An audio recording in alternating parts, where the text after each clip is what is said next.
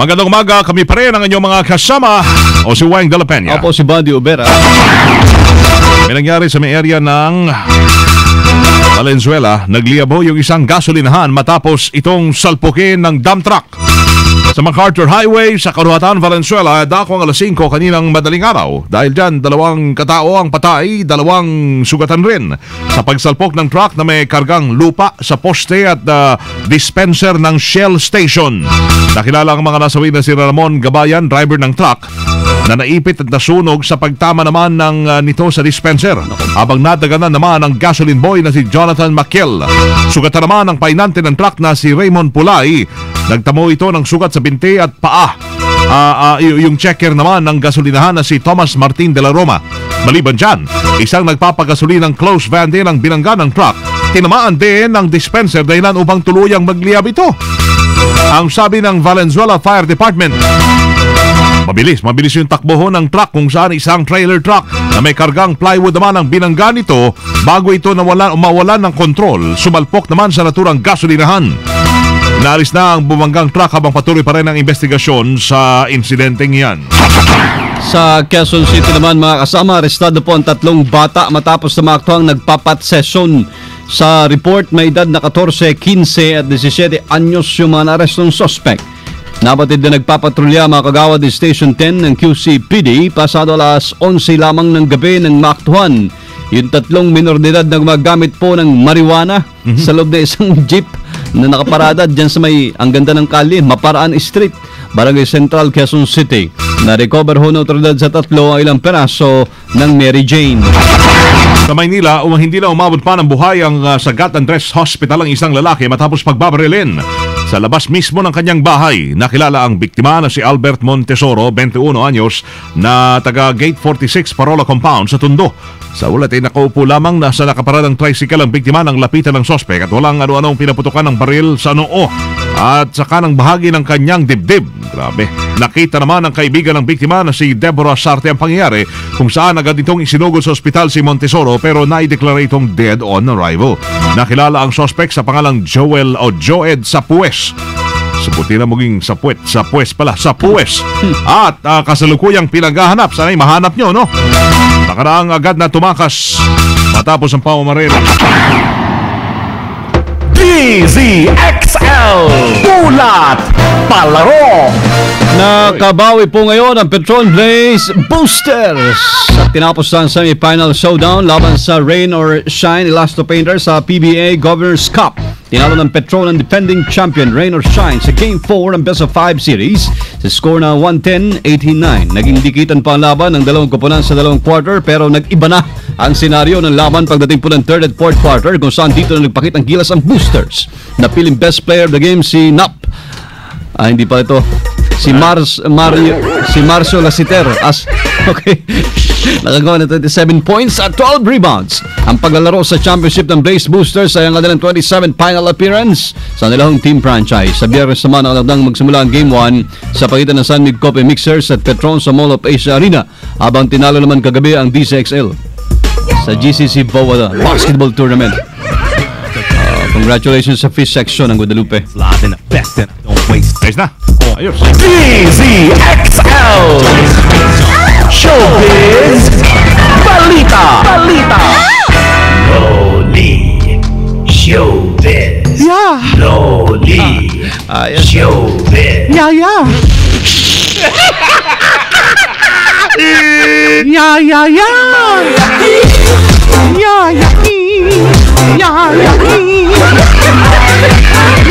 Good morning, It's me, Loli. Good morning, everybody. Good morning, everywhere. Morning. Hello, Ellen. Happy birthday, Ellen. May nagpabati sa'yo. Si Ellen Borbolia.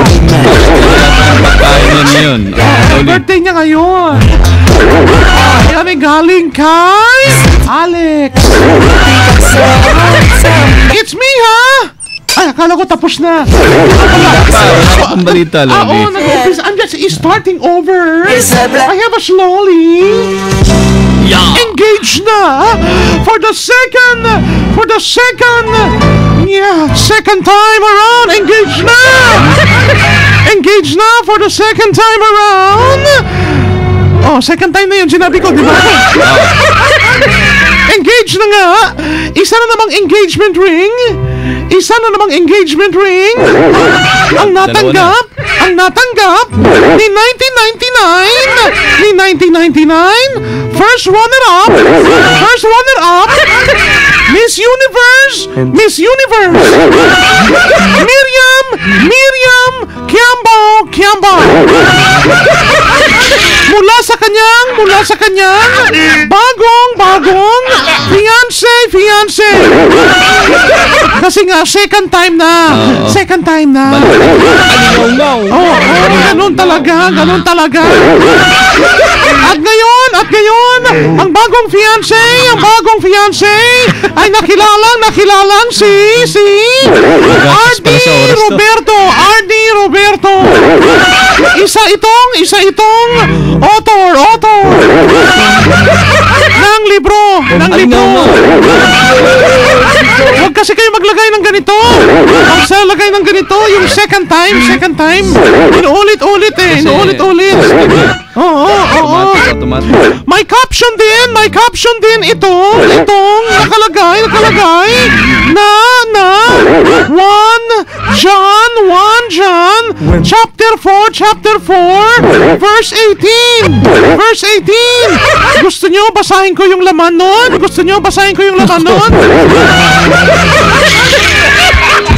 Maiksi lang naman. Oo. There is no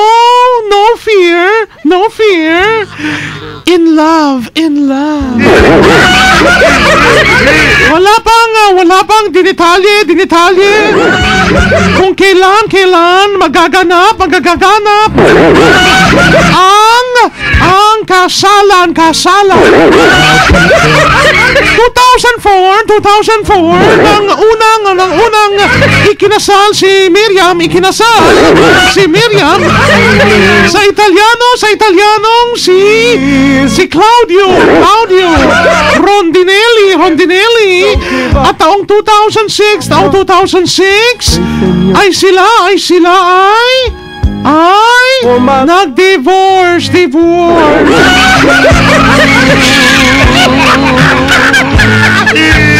Second time. Ulitin ko ba? Hindi na. Thank you.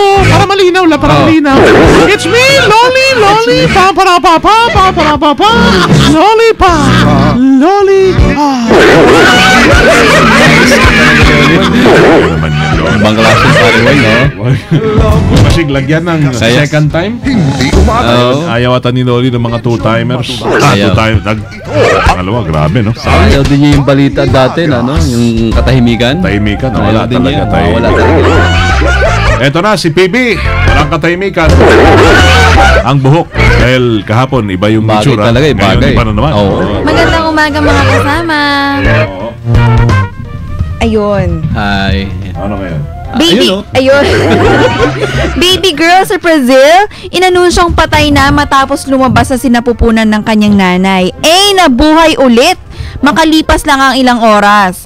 Ayon sa nurse at mga doktor na nagpaanak, kitang-kita nila na namatay yung bata dahil ito'y naging kulay blue at hindi na bumukas ang kanyang mata. Nag-issue na rin sila ng death certificate para sa bata. Laking gulat nila nang ito'y dadali na sa morgue ay nag-ingay raw. Laking tuwa ito ng nanay at nag-ingay. Laking tuwa ito ng nanay at sinabing miracle baby raw ito. Naman. Yung susunod sa'yo, nag-ingay rin yan. Si Rambo. Ha? Si Rambo ba yan? Hindi. Siya ba susunod sa'yo? Anong klaseng ingay? Sinusundan ka, ha? Sinusundan. Tapos nag-iingay. Side view mo o PB? Alam mo, side view. Yan. Bagay. View, yan. Hindi makita, no? Sige. At yan po ang balitang panghimagas. Kundi si XL Sinwon Chong Sinwo, Sir Phoebe, Tatak Armen. Salamat.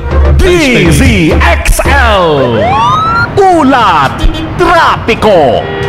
Dako tayo, Quezon Avenue.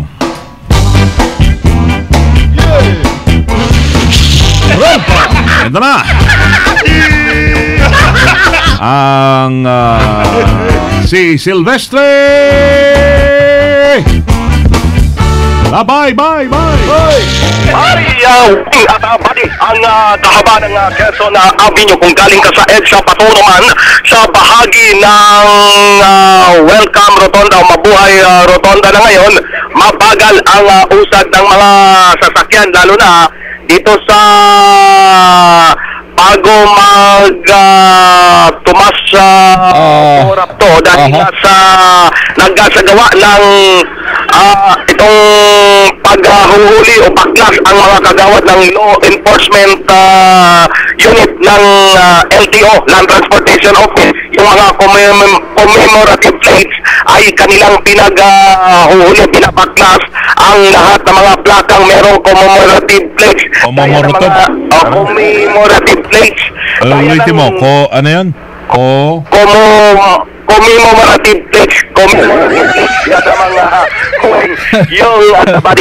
Yung nakalagay NBI, nakalagay na PNP, nakalagay na so bawal yan. DOJ, bawal na. No, bawal na at marami kasi Ba't kasi binibenta ng 2,000. Ba't binibenta? Tapos 5,000. Ba't binibenta tapos pagbabawalan lang? Racket talaga. Ngayon, bawal na yan. Ano ba yung LTO? Tinatanggal na yan kasabay ng LTO ang Highway Patrol Group, pati MMDA. Coterminus pala yun sa nagbitiw na hepe ng LTO? Bawal na ngayon dahil simula July 31 effective at simula sila ng August 1 hanggang ngayon tuloy-tuloy yung kanilang pag-uli. May kita isang daan yung kanilang nakumpiskang mga commemorative plates ay pinapaklas nila. Ang gagara pa ng mga sasakyan na may kabit na ganyan ng mga bagabag naman yung plate. Ayan, yung mga protection para sabihin na hindi mahuhuli sila. Pero pinaghuhuli na ngayon. Ang gaganda ng mga sasakyan, mga luxury cars pa ang nakikita ko rito na mayroong mga commemorative plates, mga NBI, DOJ nakalagay, Supreme Court, iba-ibang nakalagay dito, mayroong pang LTO na commemorative plates ay pinapaklas ngayon ng law enforcement unit dito sa kahabaan ng Quezon Avenue. Meron pang ang Rambo eh. Sa kuliglig. MOTTO Mobile! Ang aking MOTTO ko, ano ba yan kay Joby Guzman at Professor Eric San Juan, si Val Gonzales ng DCRH, nakikinig din andun ko rin sa kanya rin. Salamat sa lahat ng mga istasyon na nakikinig ngayon. Nakikinig sa lahat ng istasyon dito lang. Itong portion lang na ito, pinakikinggan daw nila kasama ng Weng. Lahat ng istasyon, AM station. Grabe man. Grabe ka man. Itong portion lang dito sa programa nyo lang, nakikinig sila. Tigil lahat ng istasyon. There is a higher court than Court of Justice, and that is the Court of Consent. It supersedes all other courts. Anong court din? Court of ano? Courts of Consent. Consents. Ano yun? Gamot ba yun? Consents. Ano ba gamot yun? Vitamins yun eh. Vitamins. Consents. Oo. Baka conscience kamo. Conscience. Conscience. Cebuano ka sa mga alam mo yun sa sabon eh. Konsyensya. Talagang Bisaya, matigas ang dila kasama. Sige, Bay. Tagalog sa lang natin, Bay. Tagalog kasama ng Weng at Bati. Mayroong mataas na korte. Mas mataas pa sa korte ng katarungan. At yan ang Korte Suprema ng iyong konsensya. Malacanang. Grabe man. Lahat ng mga idinudugtong mo sa dulo, nalalagay sa alanganin. Nalalagay kami sa alanganin. Nalalagay mo kami sa kapahamakan. Torres. Malacanang. Maimbitahan kami sa hearing. Ay, sana nga. Wala Marami kaming isisiwalat. O, sige. Alam mo ba, kasamang wing at body? Hindi pa. Yung mga matataas na angkor ng iba't ibang stasyon nakatutok dito sa portion nilang kasamang wing. Ganon? Sinasabi ng mga report. Oo, yan ang sinasabi. Nero mo yung ano ba? Kasama mo sa taba ng Quezon na lang. Avenue. Buti na lang, tapos na kami. Labay! RMM! Thank you. Sabi man kayo. Robust Dietary Supplement for Men. Tawagan sila 0909-333-3333 para sa dagdag pang impormasyon para ito sa mga lalaking astig at hindi umuurong sa namang laban. Pero uuring na ho kami dahil ubos na oras namin. Alas 7:28 na umaga, nahatid Yan. ng PhilHealth sa atin. Dire-diretso mga naglalagablab ng mga balitang tataka namin ang inyong napakinggan dito lamang sa DCXL 558. Ngayon pong umaga mga kasama ng Martes, October 8 na tayo, 2013. Yan. Promote ko lang kanta ko. Kanta namin doon sa amin ha. Wala naman. Tapos ang gera bahana naman. Mario Joseph. Wala lang susunod doon. Ngayong umaga, tapos sinabi mo na, no? Oo, kasama mo eh. Sama nyo sa Servisyo Publiko from the City of Sambo, Eliceres Primo Hermano, Weng de la Peña. Katag ng loob ho dyan sa mga taga Zamboanga, from the province of Occidental Mindoro, mabuhay. Ako po si Buddy Oberas. At kami ho ay Tatak RMN. Naglalagablab na mga balita. Sumayin niyo ang 15 minutong kalipunan ng mga pinakahuling kaganapan sa Kalakang Maynila, sa ating bansa at saan mang dako ng mundo. Naglalagablab! Dito lamang sa Unang Piyan, DCXL 558, ang bagong kasama mo! May magandang balita si Atty. Darlene Berberado.